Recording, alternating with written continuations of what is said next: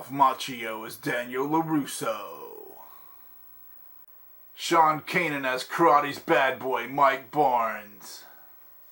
Pat Morita as Mr. Miyagi. Martin Kove as John Kreese. Thomas Ian Griffin as Terry Silver. Director John G. Avildsen brings you...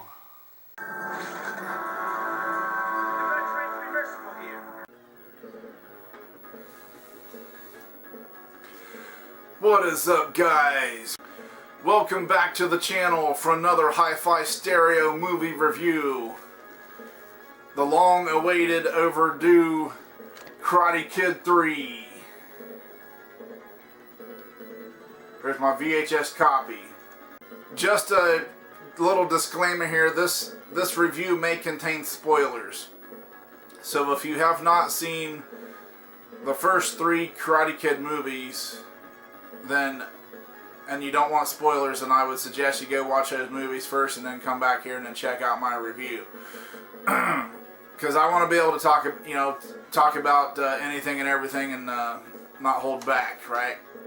For those of you who don't know, for my 100th video on YouTube, I wanted to do something special, so I had a special guest of Sean Kanan, who played Mike Barnes. So yes, I had the Karate's bad boy himself, Mike Barnes, pay us a visit, and that was a nice little treat, I thought, for me and for you guys, for the viewers, right?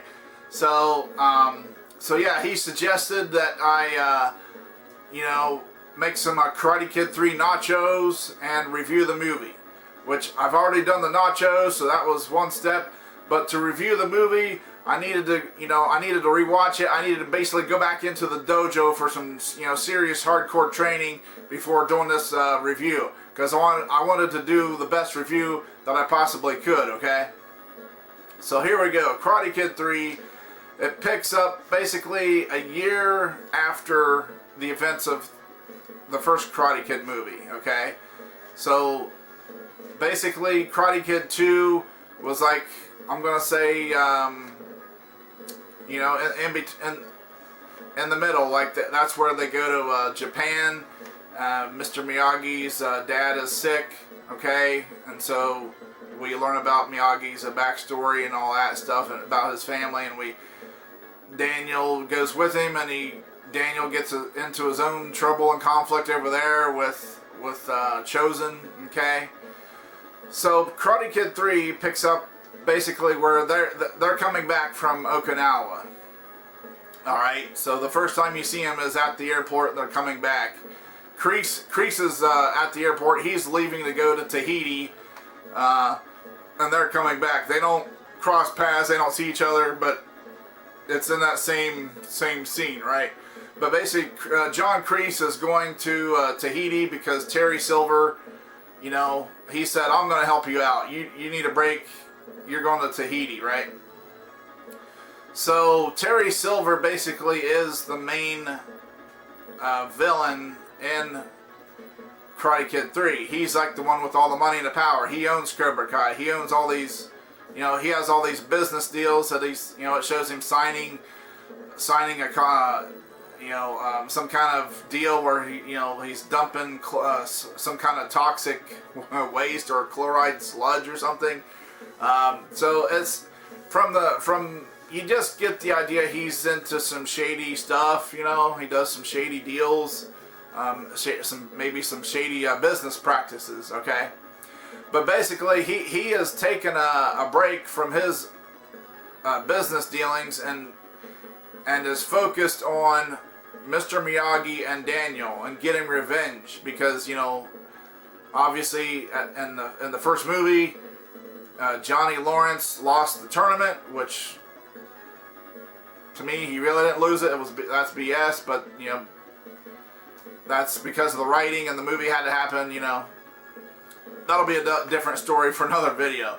But yeah, Daniel won the tournament. Okay, so Kreese was devastated that they lost. Well, he was so upset of winning that he he took it out on Johnny out in the parking lot. You know, he had Johnny in a headlock or whatever, and Mr. Miyagi came over and intervened. He told him let Johnny go, which, you know, I give credit. Mr. Miyagi was like, you know, even though Johnny was on Cobra Kai and the opposing team, he still, like, you know, he still recognized that this ain't right. Kreese shouldn't be doing this. Because, you know, Kreese, you know, Johnny got second place, so they gave him a trophy for second place. Kreese broke his trophy, threw it. You know, it was just a total jerk, right? That's why in spoiler alert, right? In season 3, they show a lot of backstory on Kreese, and I'm just going to say this might ruffle some feathers. I wasn't a big fan of all. I thought there was too much backstory on Kreese. I think mainly because I don't care about Kreese. I don't want to know his backstory. To me, he's just a jerk, you know. Over the top jerk. Like, just too, like, that's, you know, your student, you know, he got second place. You freaking break his trophy? That's, no, I don't have any respect for you. So I don't like Kreese. I don't care about him. You know, he's a good villain. You know, he's the ultimate baddie. But he's a baddie you want to see lose, okay? Okay. So since he did that to Johnny and he even, like, I think hit one of the other students. Yeah, he hit one of the other students because they were trying to, like, tell Kreese, like, hey, he didn't mean it. He said he's sorry for losing. And, you know, he like hit one of them. Told them to, you know, stay out of it, mind their business. Okay, but yeah, Mr. Miyagi intervened. All right. But basically, the bottom line is, after that incident, Kreese, you know, no surprise, right? You turned on your students. You attacked your own students. No. So yeah, he lost his students. They didn't come back. I wouldn't either, right? So, since no students, no money for, you know, paying for the karate lessons, right? So, bills are piling up. He's getting phone calls, messages from bill collectors and stuff. So, he's basically going to call it quits. That's why he went to Terry Silver and said he hasn't had a student walk through his door in 6 months. And so, Terry's like, but Terry wants to fix it, though, okay? Because Kreese saved Terry's life in Vietnam. They served in Vietnam together. He saved his life different times. So Terry Silver is forever, you know, indebted to Kreese in his mind, you know, for saving his life so many times, and even references it in the movie. I owe you, man. You don't owe me anything. Oh, bullshit. I don't owe you anything? What about Vietnam, huh? How many times did you save my ass? I don't know. I lost count. So Terry Silver is hell-bent on getting revenge for Kreese. He's like, they made you suffer, so I'm going to make them suffer. And suffer some more. You know, like, he's like really enraged that this happened to Kreese. So he goes all out. Basically, revenge becomes his mission, right? So to aid him in his mission, he wants to get back at Miyagi and Daniel. So therefore, he needs to find a fighter that can beat Daniel in the tournament, that will just totally annihilate Daniel. So, okay, so he finds Mike Barnes in these magazines. So this is where he even told him to get me some magazines, right? So they got him some karate magazines. So this is where he first sees karate's bad boy, Mike Barnes, there. So he needs, you know, his plan is he needs a good fighter to basically kick Daniel LaRusso's butt. So therefore he saw that magazine clip of karate's bad boy, Mike Barnes. So he's like, perfect. He sets up a meeting for Mike to come meet him there. Basically, Mike is the hired help. Basically, he's like basically a mercenary, but in the karate world, like, he's a karate mercenary, right? Because Terry Silver says, hey, I want you to come here. I want you to whip this Daniel LaRusso guy and take his title. And he's like, if you do that, here's what I'm going to offer you. So he's basically, he offered Mike, you know, like 20% of the Cobra Kai dojos, like the, you know, the ownership or the revenue.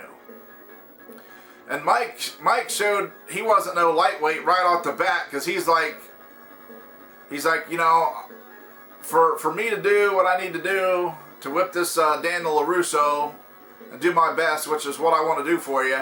He's like, I'm afraid I'm going to need 50%. And Terry's like, oh, 50%. And he's like, I don't think I can do any more than 35. At that point, Mike Barnes showed what he's made of, right? He's like, all right, sorry for wasting your time. It was nice meeting you, though. He was prepared to walk away.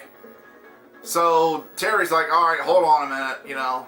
And then he's like, do you fight as hard as you negotiate? And Mike Barnes was like, harder.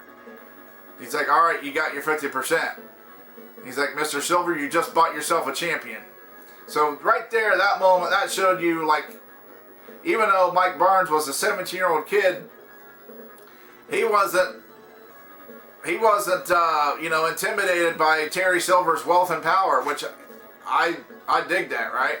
So that was good. That was good writing, you know, in my opinion, for the character, because a lot of people would be like, oh, yes, right, yes, Terry, Mr. Silver, I'd love to do this for you, and just not even like haggle at all.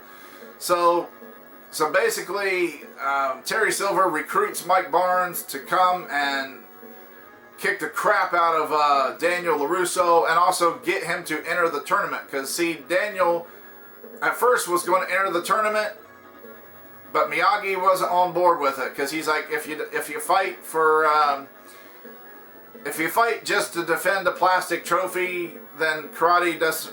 If that's all it is, then it's not really very meaningful, right?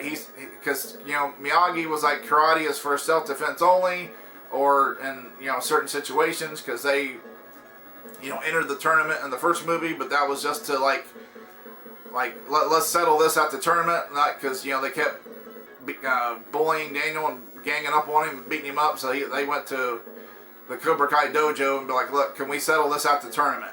So that's why they entered the tournament on the first go around.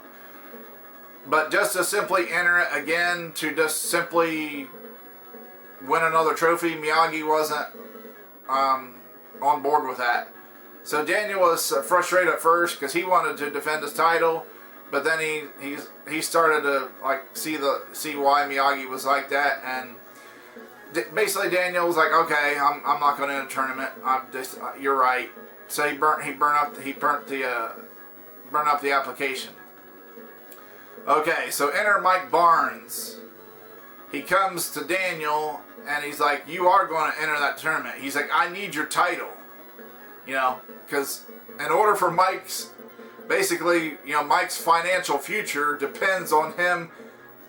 That's the conditions of it. He has to beat Daniel in the tournament. Right? So, therefore, that sets different encounters between Daniel and Mike. And also his other, Mike has a couple other goons with him when he goes to visit Daniel. So basically it's like this build up, right? Because basically Terry Silver along with Mike Barnes, they are not going to let up until Daniel enters the tournament. Okay? One way or another.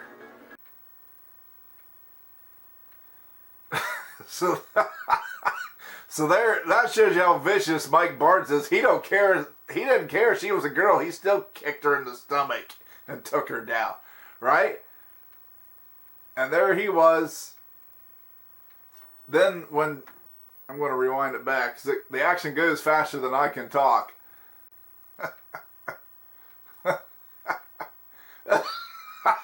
But okay, but then when Daniel tries to take on Mike here, it's like everything Daniel's trying to do, Mike is like, yeah, this is a joke. I mean, he does say the line. At one point, your karate is a joke, but as Daniel's trying to do something here, he's like, "Come on, punk." He's like, "Oh, that's a nice kick, not bad." And he's basically taunting him as Daniel trying to attack him. And then now Mike goes on the offensive here. It's like Daniel couldn't do shit to Mike. You know, that's what I'm saying. Mike Barnes is probably the most intimidating badass that Daniel had to face in the 3 movies, to my opinion, right? I mean, he's more intimidating than Johnny was, or even Chosen. So it's comical to watch Daniel try to do something against Mike, and that's why he says it later. He's like, "Your karate is a joke." Daniel is basically nothing to Mike here. He's no competition to Mike.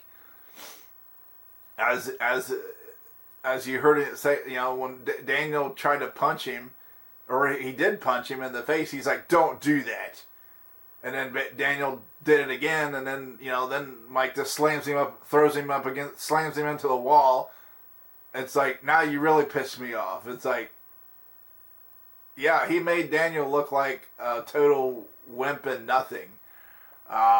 So that's, I guess, I don't know.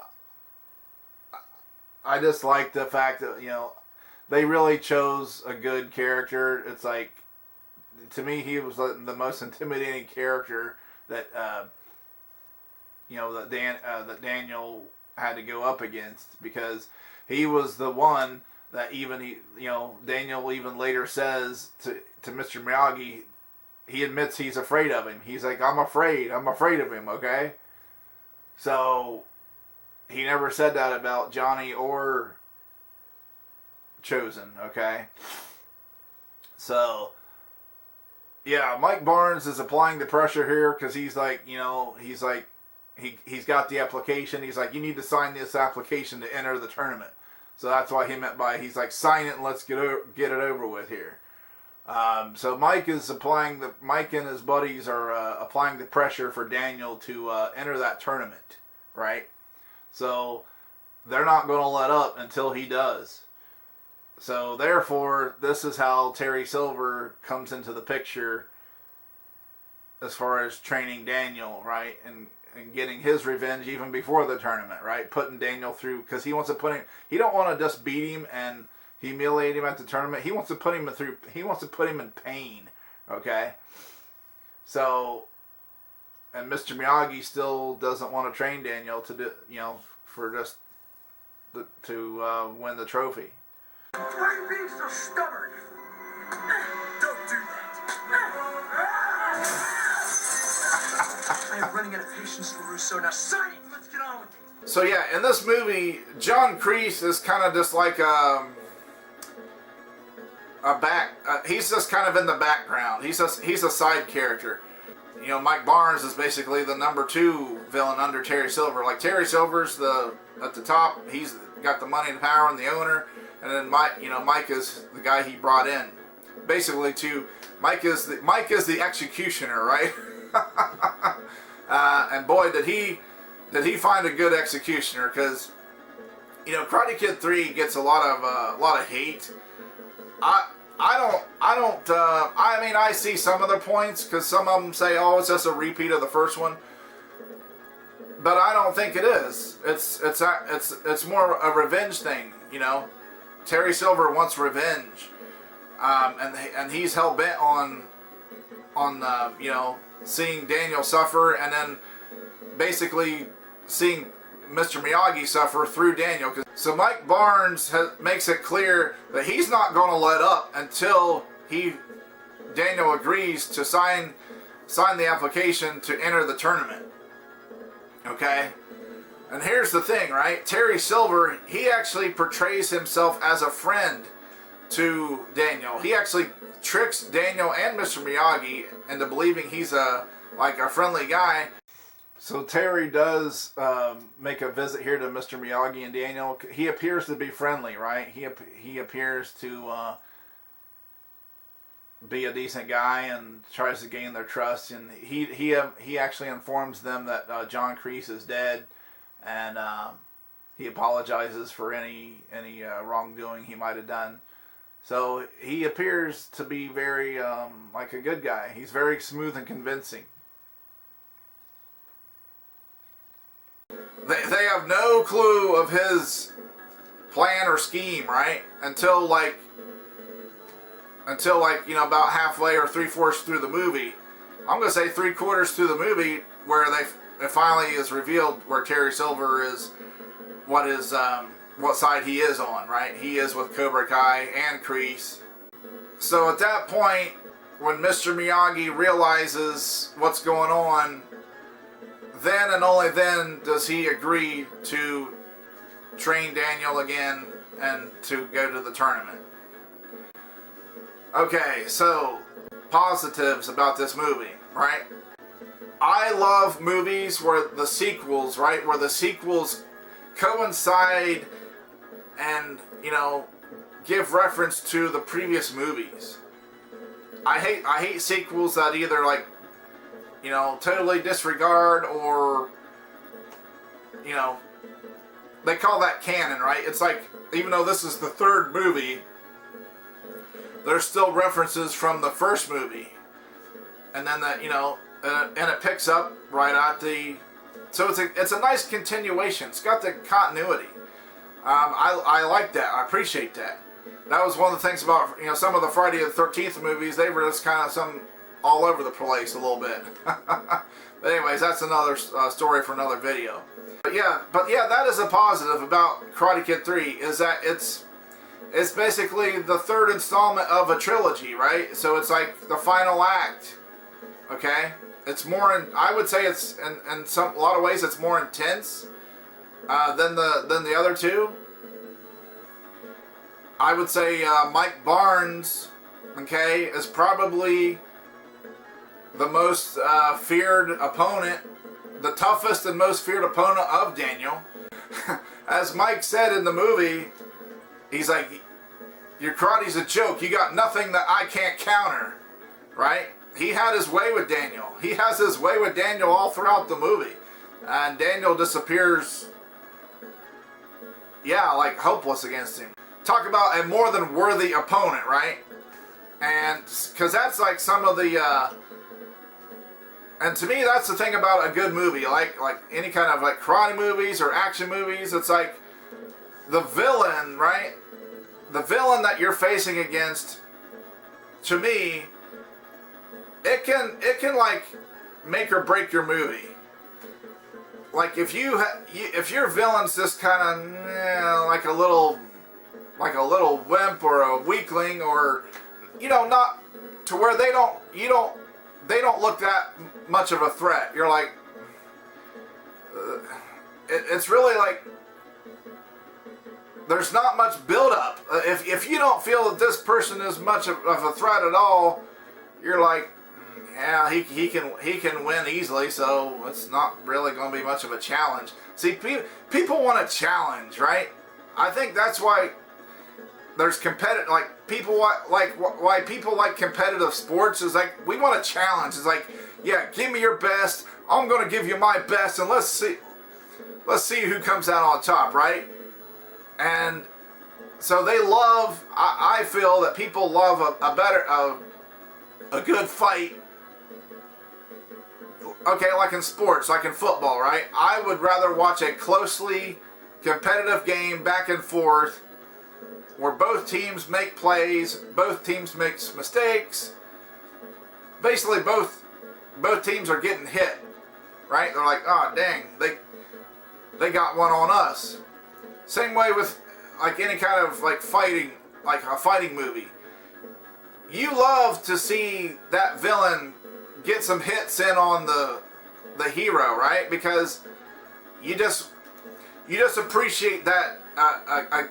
You appreciate the hero of the movie or the protagonist,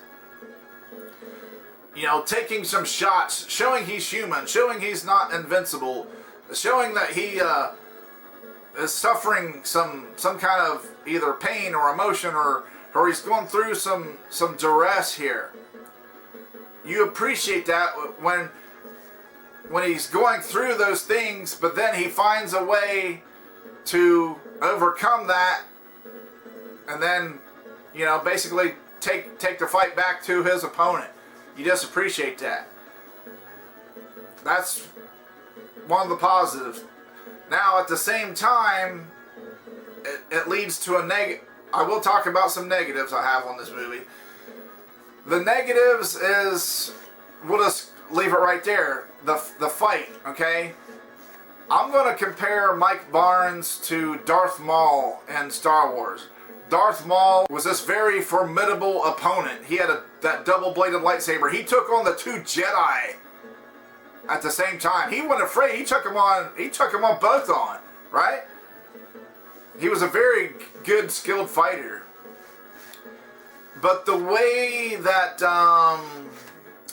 you know, the way that his defeat came about was just kind of a letdown to the fight. It was like the way Obi-Wan, how they made it happen, how they wrote it, way Obi-Wan defeated Darth Maul was like, really? You couldn't have came up with a better way than that? It was kind of, it came across as cheap. I really wished Obi-Wan could have like just outskilled Darth Maul, you know, took some damage, some shots himself, but fought back and showed some grit and just, you know, overcame him. It was cheap. Same way with this movie, right? I compare Mike Barnes to Darth Maul. Mike was a very skilled, tough fighter. He was having his way with Daniel. And then the way the writers came up with how Daniel was going to win the tournament, basically, and get the point, you're like, seriously? Come on. That's all you could come up with? That's the biggest letdown of the movie. It's like, you want to see the fighter dig deep, show some grit, and fight back. And again, I already mentioned spoilers, right? You want to see that, not, but basically, because what happens is not, you want to see Daniel fight back and win it. Like, to me, win it the right way, right? But instead of just countering Mike's moves, they have Daniel do this kata thing, doing kata, right? And Mike looks over at Terry Silver like, what's he doing? Like that, Daniel doing the kata confused Mike and was like, wait, what's he doing? It caught him off guard. Oh, he's doing a kata. What do I do? Terry, he looked over at Terry and he's like, what's this? I'm like, whoa, wow, that was. And so yeah, he luckily he gets the point at the end and wins. It's like, man.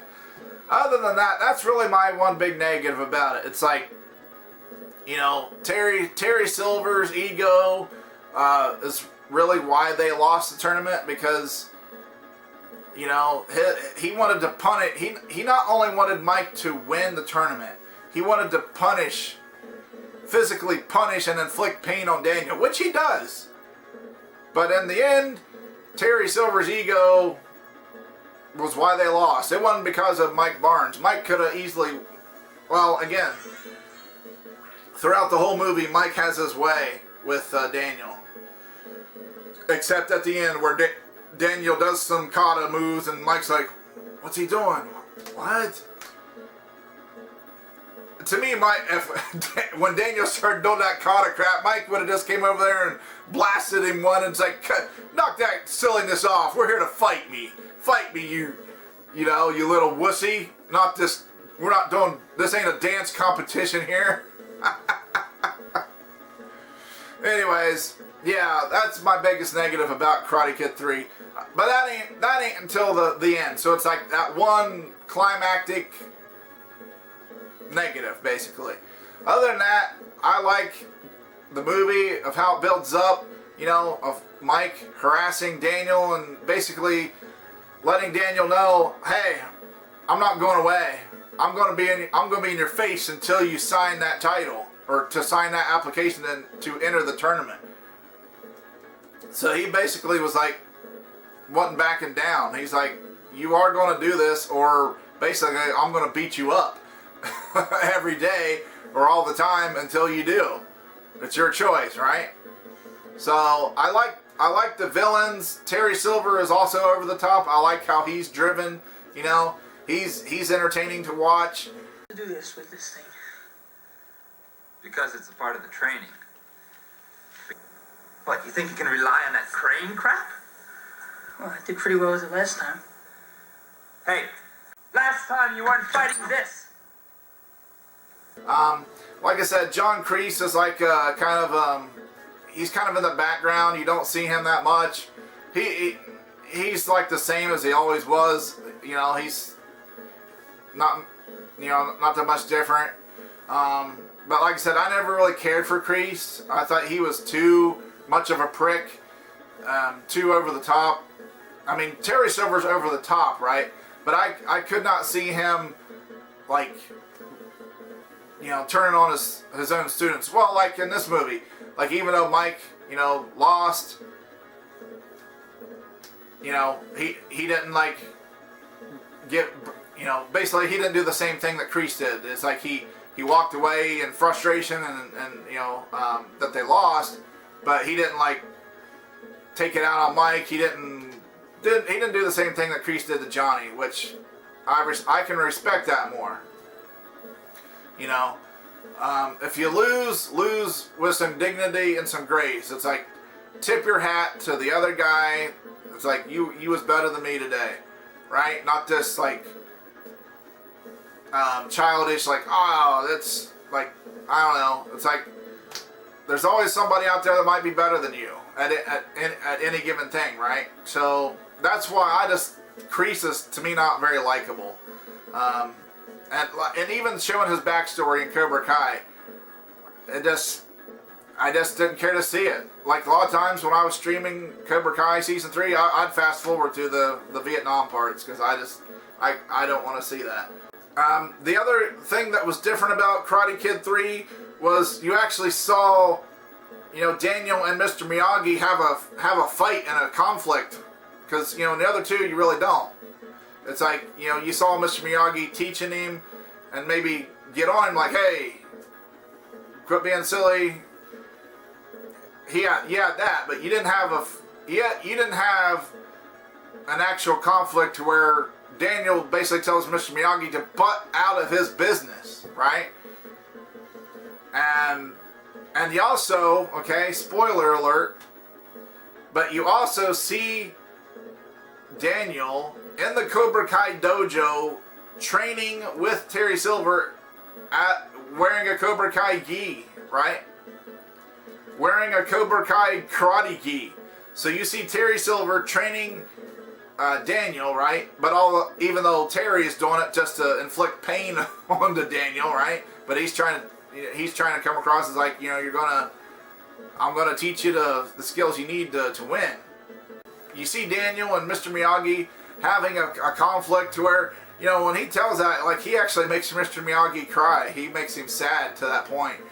So, you know, that's what I'm saying. I appreciate this movie because they did some different things. It's like, yes, there's a tournament in it, just like in the first one. Okay. You know, but that's it.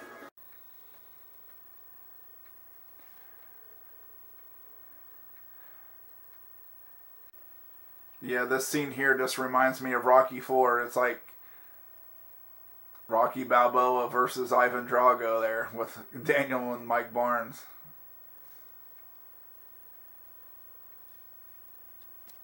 I dig this movie. I give it 2 thumbs up, right? And you briefly see Daniel's mom at the beginning of the movie, so they did at least bring her back to, you know, to where it's like, okay, we didn't forget about her, Daniel's mom, okay. Like, cause she's not in the first, she's not in the second movie, so that was nice. It was like, even though it was a brief, just a phone call, but you still got to see her and hear her. So that was like nice. They included, you know, they tried to bring it back home, right? They tried to bring, you know, like I said, that continuity, right? So where would I rank this movie? I mean, between the three, right? I'm still gonna say that first one is better, right? But I'm gonna rank this one. I'm gonna put this one number 2. This is my second favorite Karate Kid movie. So yeah, I like it better than Part 2. So Karate Kid 3 is a good, solid movie. It may not be quite as good as the first one. I would put it right up there, just as good as the second one, though. And it's a good finale to the trilogy. So have you guys seen Karate Kid 3? If you haven't, I would highly recommend you watch it. I'm sure you can watch it on that's available on any kind of format, VHS, DVD, Blu-ray, streaming, you name it. It's available. You can check it out. Released to theaters in 1989. I give it 2 thumbs up. And I'm going to give it 4 stars out of 5. So let me know what you guys think of Karate Kid 3 if you've seen it. Is it one that you enjoy watching from time to time? I rewatch it every now and then. It's a good one. But anyways, if this is your first time to the channel, tap that red subscribe button down there and then the bell next to it, ding ding. That way you'll be notified when I upload new videos. But until next time, guys, strike first, strike hard, no mercy. Bam!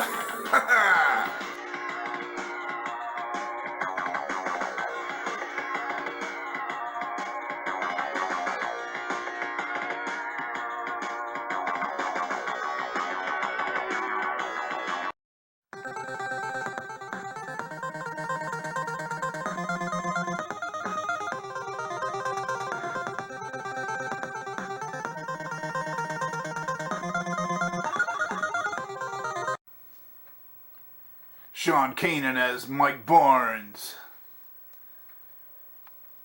Martin Cove as John Kreese. Oh, that's not a good picture. Yeah. Martin Cove as John Kreese.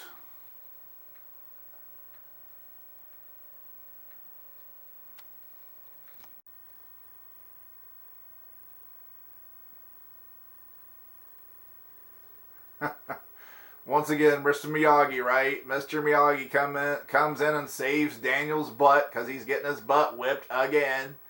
Just like in the first movie. So I just wanted to show this as I talk to you about it. The lengths that Mike Barnes was willing to go to make Daniel, to force him to enter the tournament. So they followed him. They was obviously following Daniel around. They followed him to this, where Daniel went down that cliff to find a special bonsai tree, and they, had the ropes up there. Well, they pulled Mike and his buddies pulled those ropes up, and he threw the application. They had it tied to a rock or something, and the pen. He pulled the ropes up and he's like, sign the application or else you die, basically, because the tide was going to come in there. So Daniel signed it, and they get him up here close to where they're almost, he signed it and he's like, all right, pull us up now. So they're pulling him up. And then before he pulls him all the way up, he's like, go check the application, make sure it did sign it, make sure it's legit. Right? This is how determined he was. And he's telling him, don't you even think about backing out here, or this little incident here is going to be like a happy memory compared to what I do to you or what I do to her. So I wanted to share this part because that just... they say any good movie or action movie or any kind of conflict of a movie, it's only as good as its villain, right? So this movie obviously has multiple villains. Basically has 3 villains. It has Terry Silver, John Kreese, and Mike Barnes, and his goons here. See, now they're toying with Daniel, right? Because he went down and got that bonsai tree, And then here Mike is, he's like, you want it, right? He's like, he's toying with him. He's like, you want it? He's like, make a wish. And he breaks the tree. So, yeah, I mean, you want to talk about a total villain. I mean, basically, I'm going to say Mike Barnes is the Darth Vader of the Karate Kid universe. Right? I mean, pretty much, he's ruthless. So, I just wanted to share that.